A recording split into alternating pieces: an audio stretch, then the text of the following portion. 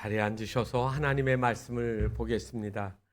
신약성경 요한일서 5장 1절 말씀부터 8절까지의 말씀입니다. 신약성경 392페이지에 있습니다. 요한일서 5장 1절 말씀부터 8절까지 함께 봉독하겠습니다. 예수께서 그리스도이심을 믿는 자마다 하나님께로부터 난 자니 또한 낳으신 이를 사랑하는 자마다 그에게서 난 자를 사랑하느니라. 우리가 하나님을 사랑하고 그의 계명들을 지킬 때에 이로써 우리가 하나님의 자녀를 사랑하는 줄을 아느니라. 하나님을 사랑하는 것이 이것이니 우리가 그의 계명들을 지키는 것이라. 그의 계명들은 무거운 것이 아니로다. 무릇 하나님께로부터 난 자마다 세상을 이기느니라. 세상을 이기는 승리는 이것이니 우리의 믿음이니라. 예수께서 하나님의 아들이심을 믿는 자가 아니면 세상을 이기는 자가 누구냐? 이는 물과 피로 임하신 이시니 곧 예수 그리스도시라. 물로만 아니요 물과 피로 임하셨고 증언하는 이는 성령이시니 성령은 진리니라. 증언하는 이가 셋이니 성령과 물과 피라. 또한 이 셋은 합하여 하나이니라. 아멘. 이제 하엘의 찬양이 있겠습니다.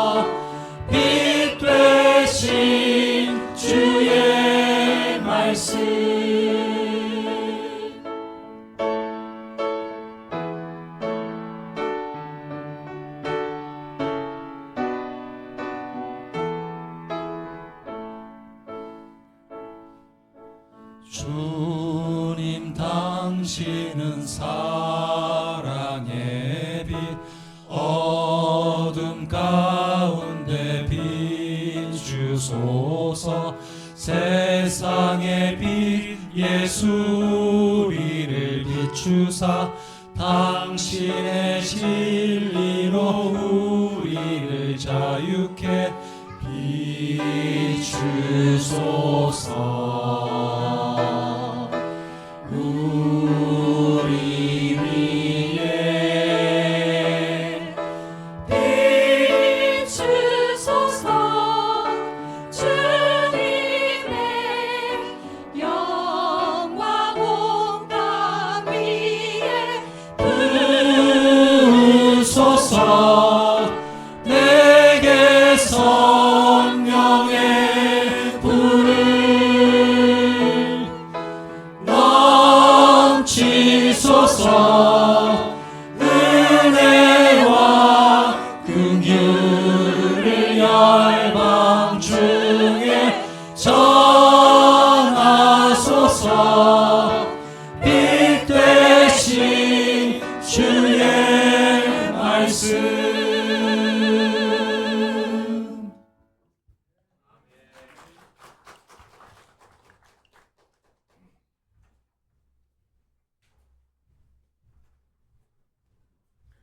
조이가 깜짝 출연했습니다. 성탄절이라고 하면 크리스마스 장식들을 생각하죠. 우리도 계단에 올라오면서 트리 모양, 그다음에 빛, 그다음에 방울. 그런데 장사하는 사람들도 계절적인 그러한 것들을 잘 사용했습니다. 그런데 2015년 미국의 스타벅스가 크리스마스에 사용하던 컵의 디자인을 크리스마스의 문양과 색깔들을 다 제거하고 그냥 빨간색의 컵으로 만들었습니다. 그런데 설명이 더 놀라운 게 뭐냐면 미국은 기독교 국가가 아니다. 저 중동 지역에서 온 무슬림도 있고 그리고 아시아권에선 불교 신자들도 있고 다양한 종교들이 존재하는 그런 나라이기 때문에 그 사람들이 기독교의 문양이 담겨있는 컵으로 커피를 마시게 할 수가 없다. 우리는 다양성을 존중한다라고 컵을 바꿔버렸습니다. 그거는 오래전부터 그러한 생각들이 있었는데 이 큰 커피 회사가 그렇게 이야기를 하니까 본물처럼 터졌습니다. 그래서 미국의 유명하고 큰 대형 마트들, 백화점, 여러분이 들으면 아시는 월마트, 또 메이시스, 시어스 이런 아주 큰 백화점들이 그래 맞다 해가지고 성탄절이 다가올 때 다 크리스마스 그 문양들을 없애버리기 시작을 했습니다. 그리고 사회 속에서는 그렇게 이야기를 했습니다. 메리 크리스마스라고 하지 말자.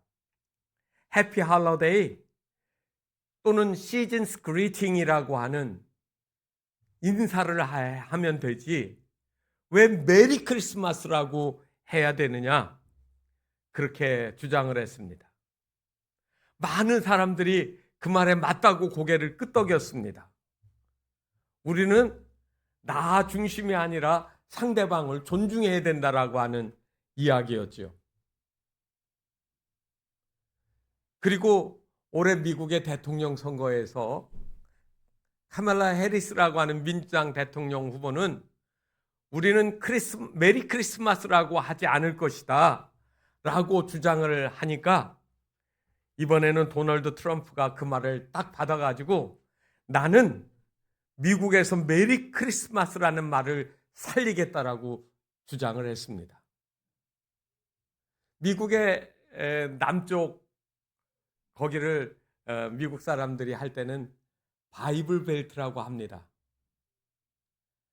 플로리다를 해서 그 텍사스로 해서 애리조나로 이렇게 쭉 아래쪽에 있는 이 아주 보수적인 전통과 신앙을 가지고 있는 데서는 그 말을 듣고 열광을 했고요. 그리고 올해 대통령 선거에서 도널드 트럼프가 됐습니다. 저는 여러분들한테 무슨 정치적인 이야기나 도덕적 가치 기준으로 해서 우리가 메리 크리스마스라고 해야 된다라는 말을 드리려고 하는 게 아닙니다. 왜 우리가 메리 크리스마스를 할 수밖에 없는 그러한 가치가 있는지를 여러분들에게 말씀드리고 싶습니다. 왜 우리가 그리스도인이고 왜 우리가 예수님이 태어나신 것을 환영하고 예수님이 우리 위해서 죽으신 것들을 같이 아파하면서 회개하고 참회하며 그리고 우리에게 장차 임할 하나님의 나라에 대한 소망을 갖고 있는지, 그리고 이것들을 표현할 수 있는 최초의 표현이 메리 크리스마스라고 하는 이 사실을 우리가 알아야 됩니다. 제가 오늘 설교 제목이 성탄의 프리즘입니다. 크리스마스의 프리즘이라고 하고 싶었는데 성탄이라는 말을 썼습니다. 여러분, 빛이 있을 때는 빛 자체는 색깔이 없습니다. 빛은 색깔이 없습니다. 그런데 프리즘을 통해서 요 삼각형으로 되어진 유리 같은 거 있잖아요. 그걸 통해서 보면 빛이 나오는데 7가지 가시광선, 눈으로 볼 수 있는 색깔의 빛이 나타난다는 겁니다. 태양이 비가 오는데 한쪽에선 비가 오고 한쪽에는 해가 떠오르면 그 물방울이 반사되면서 하늘에 커다랗게 무지개가 그려지는 거가 바로 빛이 색깔을 보여주는 것이죠. 그렇지만 오늘 저는 성탄의 프리즘을 통해서 세 가지 색깔이 있다라고 말씀을 드리려고 합니다. 오늘 우리가 읽은 말씀은 요한일서입니다. 요한일서는 사도 요한이 그래도 제자들 중에 유일하게 순교하지 않고 오래 살다가 밤모섬에 유배를 받고 풀려나와서 에베소 지역에 있다가 그냥 나이가 들어서 돌아가신 사도로 그렇게 알려져 있습니다. 그렇기 때문에 초대교회 공동체가 어려움을 당하고 신앙의 도전을 받을 때 가장 그들에게 예수 그리스도에 대해서 설명해 줄 수 있고 가까이에서 예수님을 모셨고 들었고 그리고 모든 일들을 경험했기 때문에 그거를 전파할 수 있는 사람이었습니다. 특별히 1세기 말에 점점 가까우면서 거짓 교사들, 이단들이 많이 나타났습니다. 예수님은 육체로 오신 분이 아니라 육체로 온 것처럼 사람들이 환각작용을 일으켰다.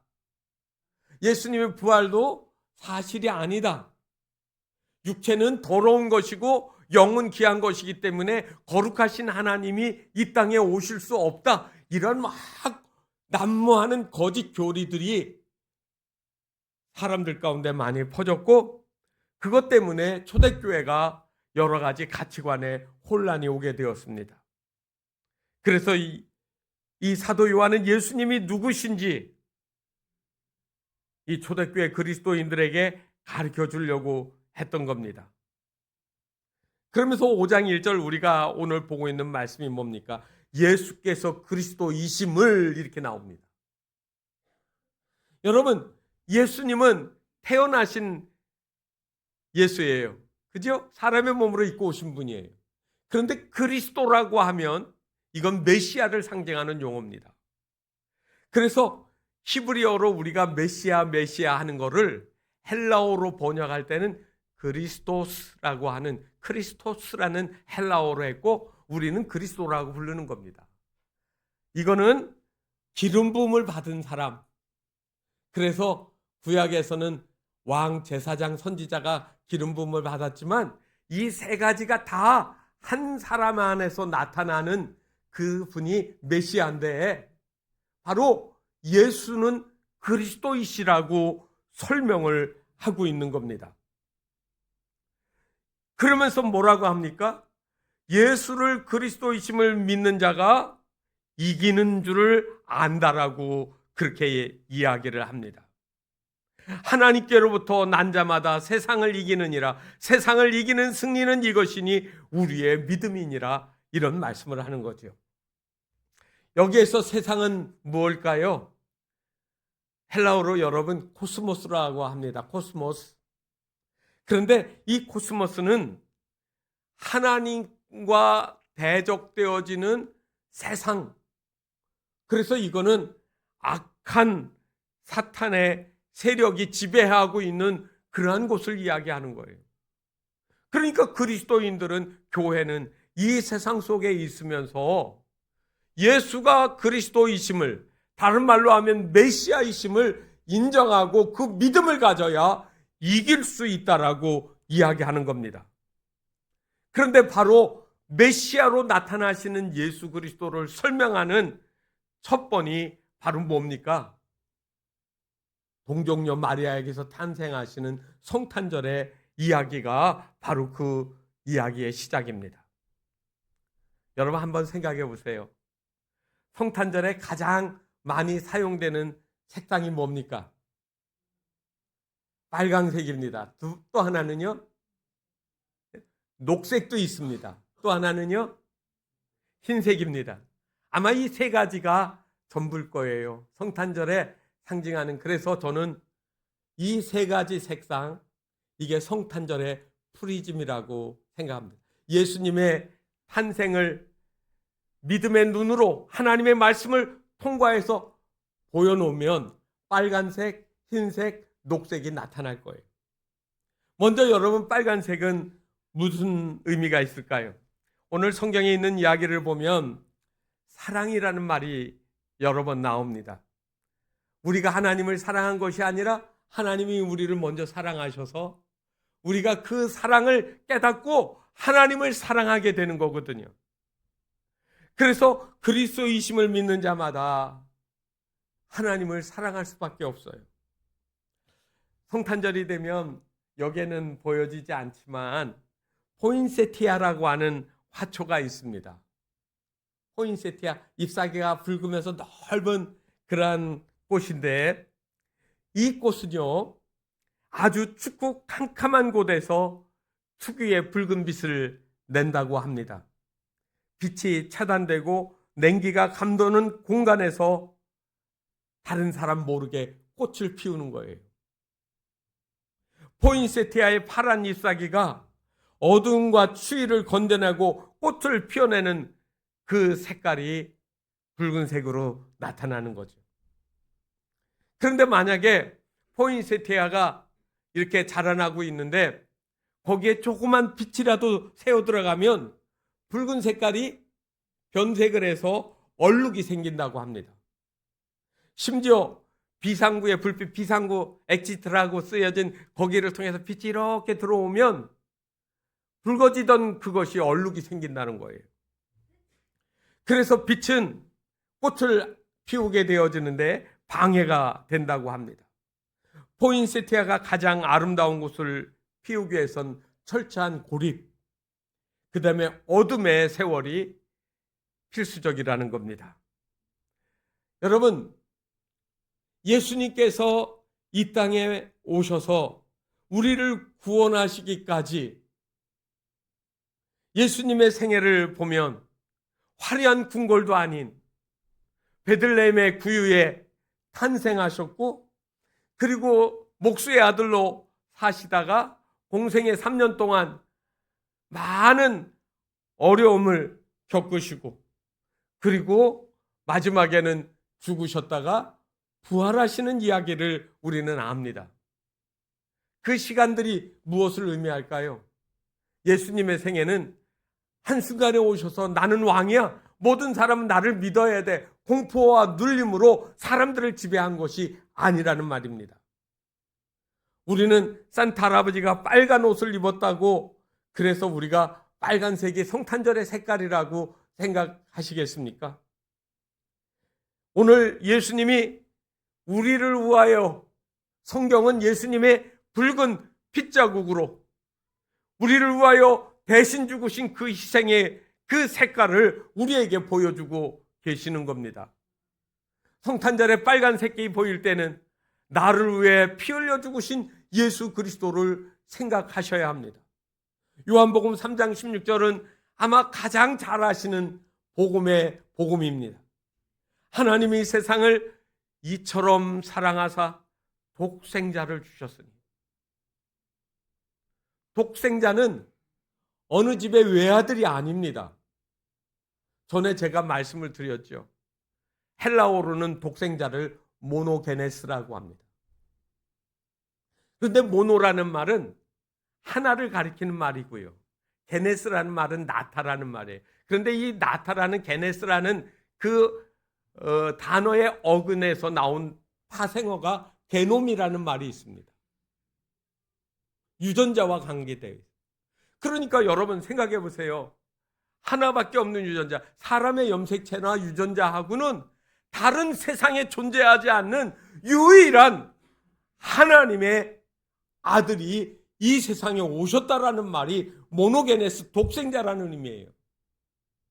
어느 집에 대를 이어가기 위해서 태어나는 하나의 아들이 아니라 세상에 존재하지 않는 유일무이한 하나님의 아들이 동정녀 여자의 몸에 성령으로 잉태하셔서 오셨다라는 말이에요.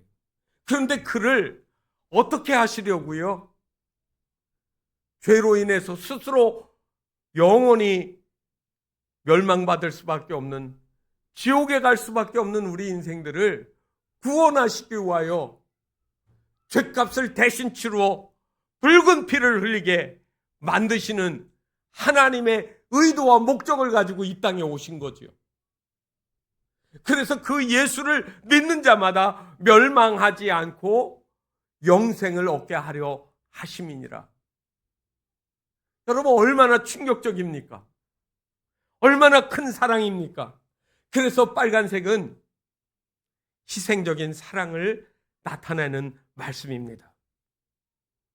예수님이 태어나실 때 구원에 무슨 조건이 붙었습니까? 만약에 예수님이 영국의 왕실에서 태어났다고 하면 그 왕실을 지키고 있는 근위병들이 있어가지고 외부인들이 못 들어갔을 겁니다. 그런데 예수님은 베들레헴의 구유에서 짐승들이 머무르는 공간에 들어갔기 때문에 그 당시에 가장 천대받던 목자들이 찾아갔습니다. 목자들은 짐승을 돌보느냐고 안식일도 지킬 수 없었고 또 물도 귀한 시절이기 때문에 몸에서 악취가 났고 그래서 사람들이 가까이 오면 다 싫어하는, 혐오하는 존재들이었습니다. 그런데 그 목자들이 예수님의 무덤에 태어나신 곳에 그들이 제일 먼저 달려오는 겁니다. 그리고 그 당시에 가장 학식 있고 그리고 존중받는 그런 박사들, 영어 성경에서는 와이즈맨이라고 되어 있습니다. 현자, 현인. 그런데 그 사람들도 왔습니다. 이 이야기는 무엇을 의미할까요? 예수님이 희생하러 오신 그것은 그 사람이 부자든지 가난하든지 건강하든지 병약하든지 많이 배웠든지 덜 배웠든지 어떤 조건에도 차별 없이 받아주신다라고 하는, 예수님은 누구든지 다 사랑하시고 믿기만 하면 영접하는 자는 구원을 얻게 해주신다라고 하는 그 일을 우리에게 열어주신 거예요. 그래서 여러분, 사도 바울은 예수님을 만나기 전에 어떤 사람이었습니까? 예수 믿는 사람들을 박해하던 사람, 가두고 때리고 심지어는 죽이는 일도 서슴지 않았습니다. 그런데 그가 예수님을 만나고 나서 주를 위하여 자기의 온 생에 목숨을 바치기로 결정하고 나서는 어떻게 살아갑니까? 로마서 8장 35절부터 사도 바울의 고백이 나옵니다. 누가 우리를 그리스도의 사랑에서 끊으리요? 환난이나 공고나 박해나 기근이나 적신이나 위험이나 가리랴. 질문합니다. 이런 거 가지고 안 된다는 겁니다. 하나님이 사랑하는 아들을 우리에게 보내주신 그 사랑을 아는 우리가 어떻게 하나님을 떠나갈 수 있겠는가? 그래서 8장 38절에 내가 확신하노니 사망이나 생명이나 천사들이나 권세자들이나 현재일이나 장래일이나 능력이나 높음이나 깊음이나 다른 어떤 피조물이라도 우리를 우리 주 그리스도 예수 안에 있는 하나님의 사랑 안에서 끊을 수 없느니라. 그렇게 이야기를 한 겁니다. 여러분, 이 성탄절에 예수 그리스도가 누구신지를 알면 해피 할러데이라는 말을 쓸 수가 없어요. 시즌스 그리팅도 안 되는 거예요. 내 찬양, 내 영광, 내 기쁨이 예수 그리스도 안에 있습니다. 그 안에 메리 크리스마스가 있는 거예요. 그렇기 때문에 우리는 빨간 그 색깔에서 우리를 위하여 값없이 온 생명을 다 내어주신 예수 그리스도를 보게 되어지는 겁니다. 그 다음에는 아까 드린 말씀처럼 흰색이 또 상징 색깔입니다. 흰색은 전쟁에서 보통 어떤 때 사용합니까? 싸우다가 질 것 같으면 흰 깃발을 들면 항복 사인이에요. 그런데 기독교에서 흰색은 무슨 의미가 있을까요? 승리의 사인입니다. 이기는 자에게 흰 옷을 입히린다고 하시는 말씀이 있거든요. 상징이 달라진 거예요. 그런데 여러분, 죄와 싸워서 이기는 그분은 죄가 없는 존재가 와야 우리의 죄를 씻어줄 수가 있습니다. 사람이 욕심이 잉태한 즉 죄를 짓고 죄가 장성한 즉 사망을 낳느니라 그랬잖아요. 죄 있는 사람은 그 죄가 크든 작든 다 똑같아요. 그런데 죄 없는 사람이 누가 있을까요? 죄는 죄를 이길 수가 없습니다. 죄는 죄를 이길 수 없고 죄가 쌓일 뿐이에요. 인간의 많은 죄를 사람은 씻을 수가 없습니다. 그래서 인간의 힘과 노력으로 무엇을 이루려고 하면 거기에 사탄이 더 역사하고 또 그 안에서 사람들을 넘어뜨립니다. 우리에게 오시는 메시아는 우리는 죄가 없는 분이셔야 됩니다. 그래서 사람의 몸으로 오시지 아니하고, 다른 말로 하면 남자로 인하여서 여자의 몸에 생식이 되어지고, 그리고 거기에서 아기가 자라나는 것이 아니라 남자를 알지 못하는 마리아에게 하나님이 말씀하신 거예요. 성령이 너로 하여금 내 안에서 한 아기가 태어나게 하신다라고 하는 이야기입니다. 그래서 하나님이에요. 그래서 예수가 우리의 메시아예요. 하나님께로부터 온 그분에게는 죄가 없습니다. 구약의 선지자 이사야는 죄 없이 오셔야 될 분이 메시아임을 이사야서 53장 9절에서 예언을 했습니다. 뭐라고 했습니까? 그는 강포를 행치 아니하고 하였고 그의 입에 거짓이 없었으나, 다른 말로 하면 죄가 없다라는 말이에요. 다시 말하면 메시아로 오실 분은 죄가 없는 분이 메시아가 된다라는 말이거든요. 정말로 예수님은 그러한 분이셨습니다. 빌라도 총독이 예수님을 재판할 때 예수님을 신문하고 나서 뭐라고 했습니까? 나는 그에게서 아무 죄도 찾지 못하였노라. 그리고 베드로전서 2장 22절에 보면 사도 베드로는 이렇게 설명합니다. 그는 죄를 범하지 아니하시고 그 입에 거짓이 없으시며.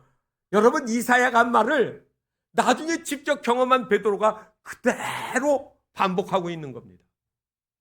메시아이십니다. 죄 없는 사람 없습니다. 우리 인생은 다 죄가 있습니다. 그러나 유일하게 예수님에게 죄가 없으신 거예요. 그래서 그 예수님이 우리에게 오신 거죠. 고린도후서 5장 21절에 보면 하나님이 죄를 알지도 못하시는 일을 우리로 대신하여 이렇게 나오고, 죄로 삼으신 것은 우리로 하여금 그 안에서 하나님의 의가 되게 하려 하심이라. 다시 말하면 죄 없으신 분이 우리 죄를 대신 짐으로 우리에게 의롭다함을 입혀주셨다라는 말이에요. 요한일서 3장 5절에도 그가 우리 죄를 없애려고 나타나신 것을 너희가 아나니, 그렇게 나와 있습니다.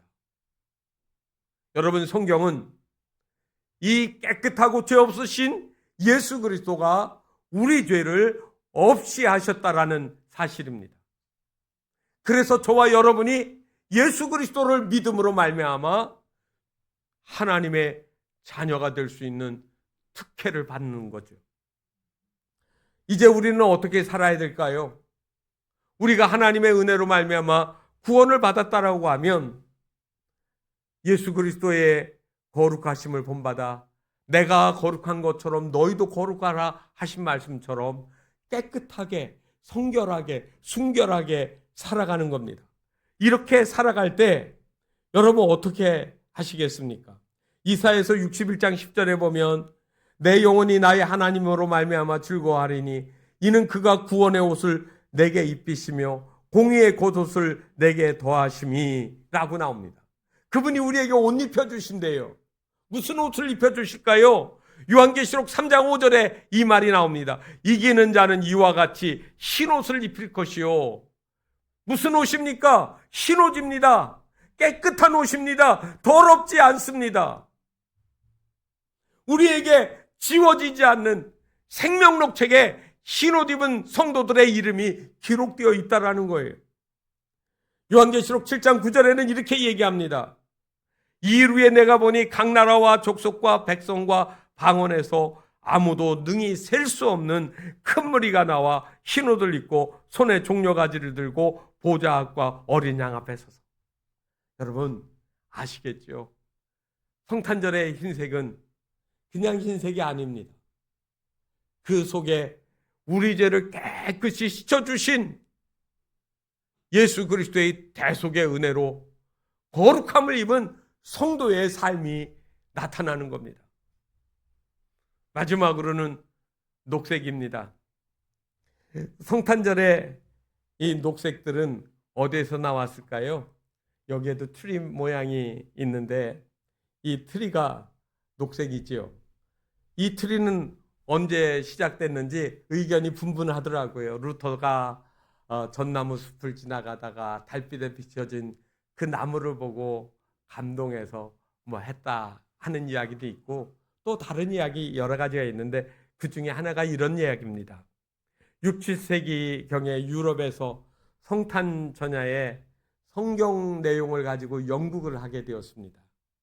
그런데 그 연구의 내용 중에 하나가 에덴 동산의 이야기를 하는 거예요. 아담과 하와의 역할을 하는 부분이 있고, 그리고 그 뒷배경을 장식한 것이 뭐가 있어야 됩니까? 두 나무가 있어야 돼요. 하나는 생명나무, 하나는 선악을 알게 하는 나무. 그런데 이 생명을 주는 이 생명나무를 이렇게 나무로 예쁘게 만들어 놓고 거기에 뭐를 붙여놨습니까? 사과를 붙여놔야죠. 사과처럼. 생명나무가 사과나무인지는 모르겠어요. 그런데 사람들이 전통적으로 그렇게 생각한 것 같습니다. 그래서 그때부터 성탄절에는 이 성탄 트리를 만들기 시작했다, 그런 이야기를 합니다. 그래서 초기에는 이 생명나무에 사과를 붙여놔가지고 사과를 따먹으면 죄를 지었던 아담과 하와를 생각하게 죄를 상기시켜주고, 그리고 거기에다가 옛날에는 동그란 도넛 같은 빵을 이렇게 붙여놔서 생명의 떡을 의미하기도 하고, 또 초의 모양을 달아서 빛을 비치는 생명의 빛을 장식을 하기도 했다고 합니다. 여러분, 이 트리는 녹색인데 우리에게 보여주는 의미가 있습니다. 아낌없이 자신의 모든 것을 주어 영원한 생명을 주신 하나님의 사랑을 담은 상징입니다. 여러분, 셀 실버슈타인이 썼던 아낌없이 주는 나무라는 작은 책이 있습니다. 금방 읽을 수 있는데 그 내용에 상당한 깊은 의미가 있습니다. 사과나무와 소년 사이에 오랜 우정과 사랑을 다룬 내용이거든요. 한 어린아이가 자기 집 위에 있는 언덕에 나무가 하나 있어서 이제 거기에 가서 놉니다. 나무에다가 재미있게 놀고 싶은데 어떻게 놀을까 물으니까 내 가지에다가 그네를 걸어가지고 그네 타고 놀아. 그렇게 해서 거기다가 그네를 걸고 그네를 타고 놉니다. 시원한 그늘이 되어지고 거기서 노래도 부르고 재미나게 지났습니다. 조금 크면서 이 소년이 돈이 필요하기 시작을 했습니다. 그런데 돈이 없어. 그러니까 나무가 말합니다. 내 나무에 있는 사과를 따다가 팔아서 너 필요한 거 사. 그래서 그 나무는 열매를 그 소년에게 주었습니다. 이 소년이 점점 커서 청년이 되었습니다. 그런데 나는 살 집이 없어. 그래서 이 나무는 그렇게 얘기합니다. 내 가지를 잘라서 내 집을 지어. 그리고 거기에서 살면 되잖아 하고 나무 가지를 다 주었습니다. 그리고 더 컸습니다. 장년이 된 이 소년이 사업을 하려고 먼 외국에 나가고 싶은데 갈 방법이 없습니다. 이때 이 나무가 이렇게 얘기합니다. 내 줄기를 잘라서 배를 만들어 타고 가면 되잖아. 이 사과나무는 자기를 다 주었습니다. 세월이 지나서 그 소년이 나이가 든 노년이 되어 돌아왔습니다. 주름이 가득하고 그리고 고향으로 돌아왔는데 언덕으로 올라가다가 쉬고 싶은데 어디서 쉴까 하고 옛날에 있던 곳을 찾아갔습니다. 거기에 사과나무가 있습니다. 사과나무가 이렇게 얘기합니다. 이 구루터기에 앉아서 쉬거라. 여러분, 이 이야기는 간단한 이야기지만 아낌없이 다 주었다라는 거예요. 열매도 그늘도 가지도 나무까지. 어쩌면 이 세상에 있는 부모님들이 사랑하는 자녀들에게 아낌없이 내 모든 것을 주지 않습니까? 그런데 그것보다 우리 주 예수 그리스도는 우리에게 전부를 주었습니다. 그래서 우리에게 생명을 주시려고 자기 생명을 다 쏟아부어 주셨더니 누구든지 그를 믿는 자에게 뭐가 주어졌습니까? 영원한 생명이 주어진 거예요. 요한계시록 22장으로 가면 그가 수정같이 밝은 생명수강을 내게 보이시니 하나님과 및 어린 양의 보좌로부터 나와서 길 가운데로 흐르더라. 강 좌우에 생명나무가 있어 12가지 열매를 매 때 달마다 그 열매를 맺고 그 나무 잎사귀들은 만국을 치료하기 위하여 있더라. 생명수강이 흐르는데 거기에 뭐가 있다고요? 생명나무가 있더라. 여러분, 천국 가면 생명나무가 있습니다. 천국 가면 저도 여러분도 영원히 죽음이 없는 영원한 생명을 얻게 되어진다라고 성경은 우리에게 말하고 있습니다. 이 성탄절에 여러분 정말로 힘들고 어려운 일이 닥친다 할지라도, 절망스러운 환경이 닥친다 할지라도 낙심하지 마십시오. 사람의 몸을 입고 오신 예수 그리스도가 우리에게 붉은 피를 쏟아부으시고 우리를 죄를 깨끗이 씻어주시고 흰옷을 입혀주셔서 마지막에는 영원한 천국으로 우리를 들어가게 하시기 때문이에요. 이 성탄절에 우리에게는 그 고난 속에서도 미래가 있고 그리고 승리의 사인을 가지게 되어지는 겁니다. 공군조종사들이 비상시에 탈출하게 되어지면 전시에 적진영에 떨어질 수도 있습니다. 그래서 전투기 조종사들의 생존 훈련을 받는다고 합니다. 그때 그들이 소지하는 이 서바이벌 키트라고 하는 그러한 비상 식량 같은 거기에 들어있는 나침판, 그 다음에 뭐 무기 이런 것들이 담긴 백하고 같이 떨어지게 되어지는데 그 백 안에 있는 비상식량에는 문구가 이렇게 써져 있대요. 희망을 가져라. 그대는 반드시 구조될 것이다. 여러분, 이 성탄절에 예수 그리스도는 우리에게 생존 키트를 우리에게 던져주십니다. 나는 너를 반드시 구원할 거야. 나는 너를 끝까지 사랑할 거야. 너는 나의 사랑하는 자녀가 될 거야 라고 주님은 우리에게 이 성탄절에 사인을 보내주십니다.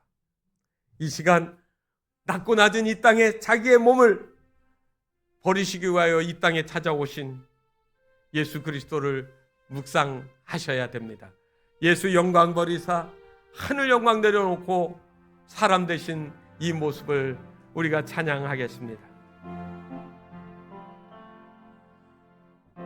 예수 영광 버리사 사람 되신 것 보고 너로 고난 당하라 길이 참으라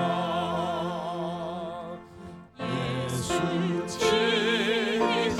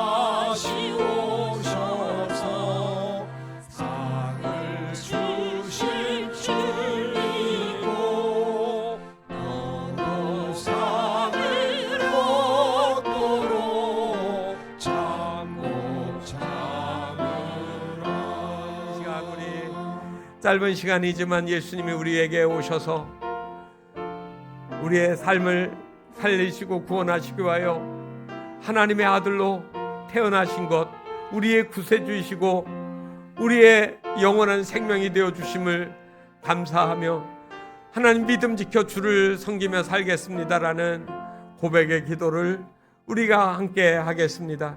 살아계신 하나님 아버지, 이 성탄절에 하나님, 많은 사람들이 메리 크리스마스라고 이야기도 하고 또 어떤 사람들은 메리 크리스마스를 할 수 없다라고도 주장을 합니다. 그런데 우리의 마음속에 이 메리 크리스마스가 없으면 우리에게 진정한 구원의 기쁨도 감격도 없는 것인 줄 저희들 알게 하여 주시옵소서. 하나님 아버지, 우리의 마음속에 예수 그리스도가 탄생하심이 나의 영원한 생명의 근원이고 구원이심을 믿게 하여 주시옵소서. 이 복음을 전파하게 하시고 이 복음을 하나님 마음에 새기고 구원의 기쁨 가운데 살아가는 우리 모든 성도들이 되게 하여 주옵소서. 절망이 닥쳐올지라도 두려워하지 않게 하시고 고난이 닥칠지라도 넘어지지 않게 하시고 다시 일으켜 주시고 세워주시고 붙잡아 주시는 주님과 함께하는 동행하는 성도들의 삶이 되게 하여 주시옵소서. 우리 주 예수 그리스도의 이름으로 간절히 기도하옵나이다. 아멘.